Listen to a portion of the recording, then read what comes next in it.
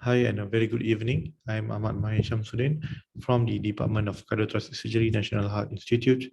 My supervisor is Datuk Sri Jeffrey Jeswandilan, who is a senior consultant surgeon in the National Heart Institute.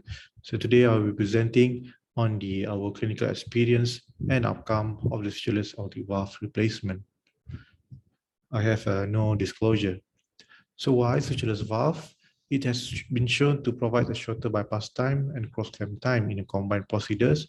The design is unique. It has a collapsible design. It allows a precise positioning, and it is self-expandable. So it is suitable for the minimally invasive approach. It has a favorable hemodynamic outcome, especially in reducing the rate of a patient prosthetic mismatch compared to the standard valve. This study by the Italian group shows that increased risk of 1.4% per 1 minute increase of cross-clamp time, affecting the cardiovascular morbidity, especially in patients with a low ejection fraction and a diabetes patient. The international expert consensus panel regarding the usage of the sutureless valve recommended that it is a good alternative to the standard valve. It is more beneficial in challenging cases, and it is the first choice in the case of concomitant procedures or small annulus to reduce the cross-clamp time. Another recommendation from the international expert consensus to be used for the usage of sutureless valve in minimally invasive approach.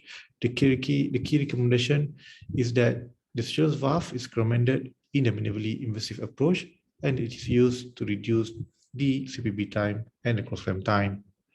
So the key questions today: what is the performance of the sutureless valve of the valve replacement in our institute? So we look back into our retrospective data of all patients underwent the aortic valve replacement for the last 9 years. Total numbers of 2,036 patients underwent AVR. 63 of them were sutureless and rapid deployment valve. 29 of them underwent isolated AVR, and 34 of them underwent a combined AVR. The primary endpoints, we're looking into the survival, the valve-related complications, and the hemodynamic valve performance.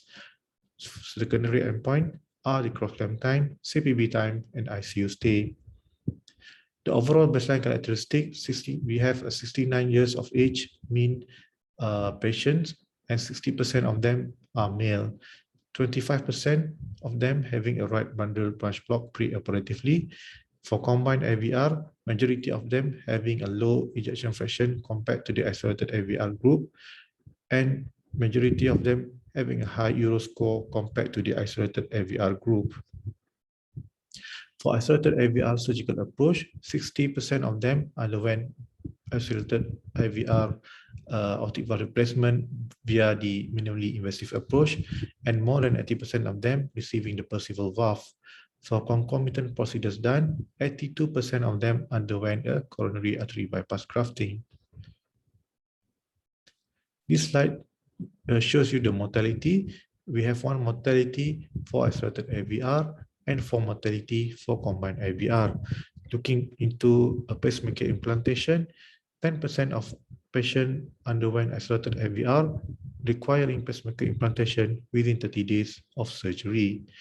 If we look into the details of number of pacemaker implantation requiring PPM implantation within 30 days after surgery, majority of them happening during the first clinical experience of using the valve.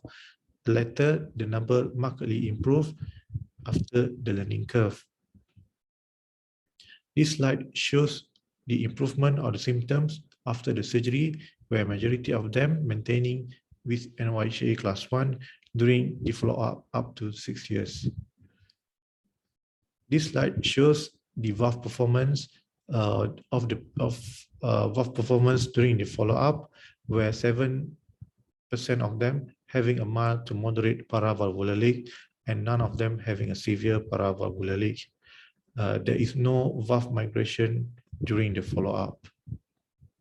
This slide shows the mean gradient across the sutureless aortic valve, where the pre-operatively the mean gradient was 52, and post-operatively the mean gradient across the aortic valve maintaining around 10 to 12 millimeter mercury.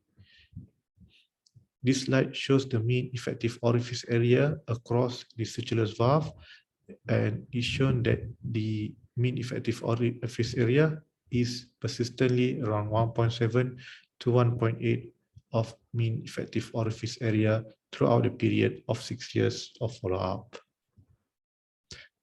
For conclusion, sutureless aortic valve is a feasible option in reducing the cross-clamp and the CBB time. The early hemodynamic performance is encouraging and favorable. The incidence of PPM implantation is a cause for concern in the learning curve.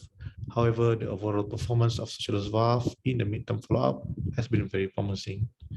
With that, I end my presentation. Thank you.